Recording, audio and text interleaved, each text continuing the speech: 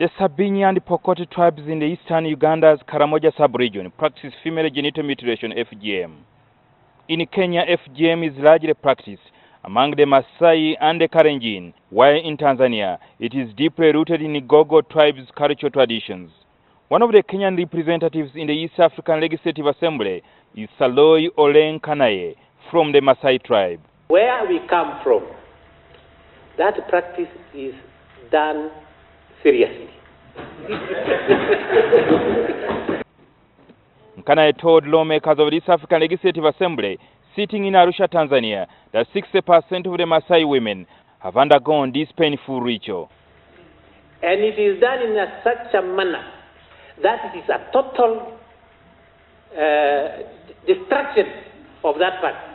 Research carried out by Plan International Worldwide found that at least 200 million girls and women today have undergone a form of female genital mutilation, FGM. They can use one device for about 30 girls.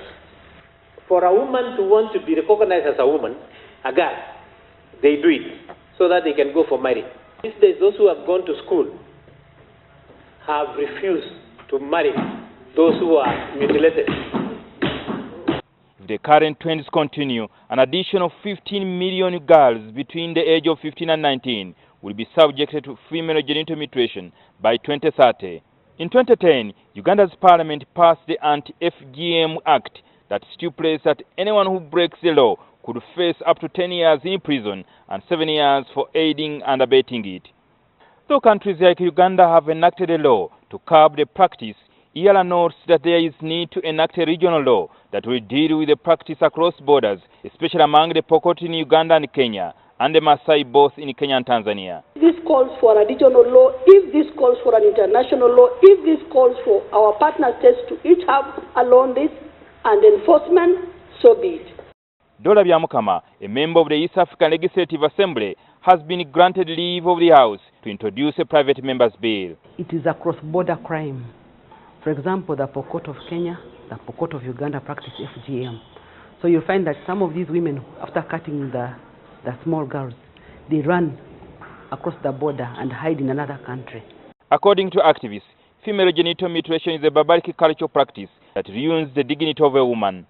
For example, issues of fistula, for example, issues of infertility, issues of early child marriage, girls dropping out of schools, leading to poverty and illiteracy. Diseases like fistula, obstruction at labor, no pregnancy, infertility. If the regional law is passed, committee of the crime will attract a tough penalty. You can be locked up, you can be imprisoned for 15 years for practicing FGM.